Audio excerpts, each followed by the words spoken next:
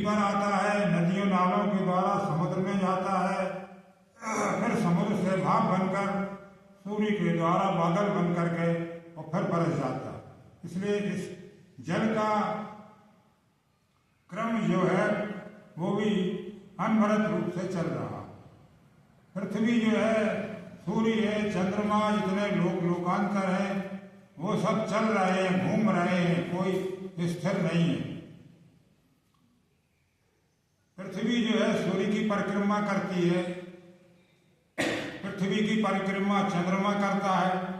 इस प्रकार से ग्रह उपग्रह आपस में सब अनुलोम विलोम जितने संसार जो है चला है, स्थिर नहीं है। तो ये संसार का चक्र जो है एक बहुत बड़ा यज्ञ है, ये परमात्मा के द्वारा जो है चल रहा है। अब देखिए प्रकृति के अंदर परमात्मा ने जो पेड़ पौधे बनाए हुए हैं, उनमें फल फूल लगते हैं, मनुष्य प्राणी खाते हैं और इसके बाद में फिर वो फल उनके बीज नीचे गिर जाते हैं, फिर दोबारा से उगाते हैं, फिर वृक्ष बन जाते हैं, फिर फल फूल लगते। तो ये क्रम भी सृष्टि का अनवरत रूप से चल रहा है।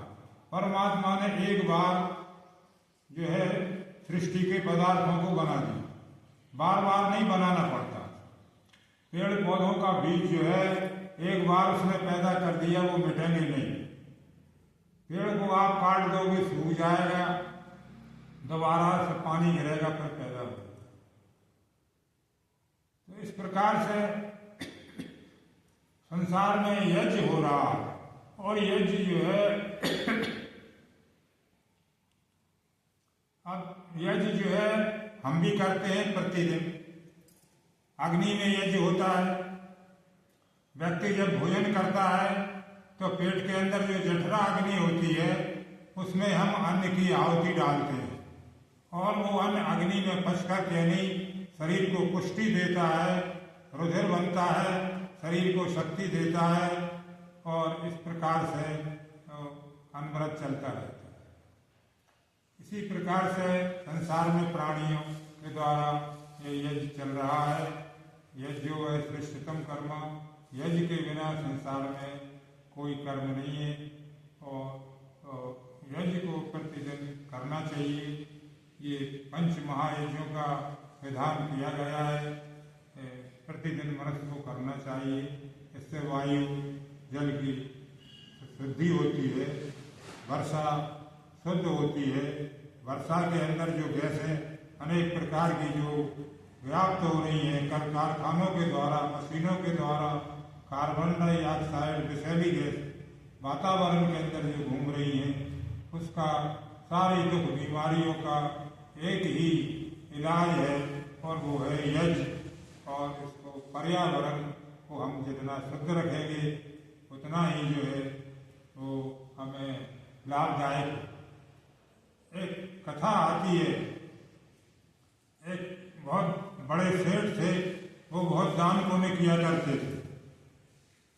जब उनका अंत समय आया तो वे बताते हैं यम के दूत जो है उनको लेकर के गए यमराज के पास में।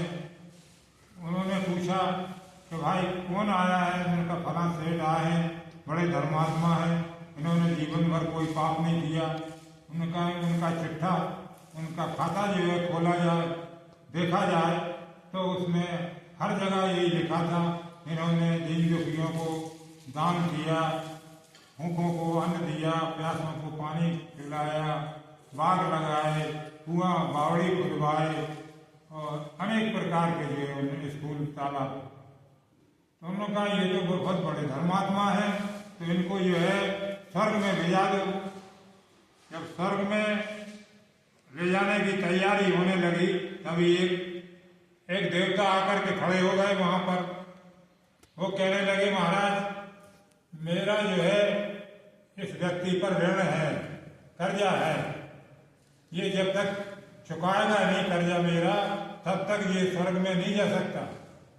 पहले मुझे कर्जा चुकाना, इससे वसूल करना। तो वो सेठ ने सोचा कि अरे मैंने मैंने तो किसी का कर्ज लिया ही नहीं है, मैंने तो और दिया ही है लोगों के लिए, दान पुण्य किया है। ये कौन सा व्यक्ति है आ गया बीच में से जो कहता है कि मेरे ये कर्जदार है सेठी, कर्जा दो। तो उनसे पूछा तो भैया आप कौन है, आपका क्या कर्ज है? तो उन्होंने कहा मैं पृथ्वी देवता हूँ, और ये व्यक्ति जो है जब से इसका जन्म हुआ है और मरण के अंत तक इसने पृथ्वी को गंदा किया है। शरीर के द्वारा मल मूत्र थूक पसीना ये सारी चीजें जो है इसने गंदगी फैलाई। इसने कभी कोई पृथ्वी को शुद्ध नहीं किया।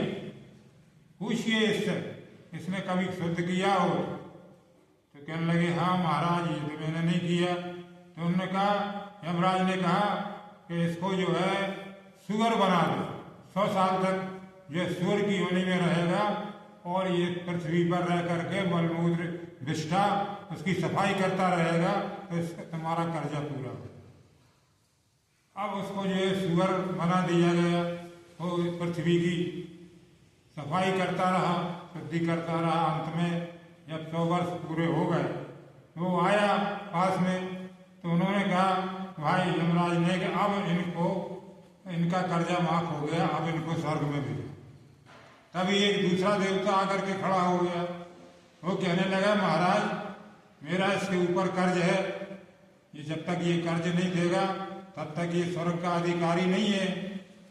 तो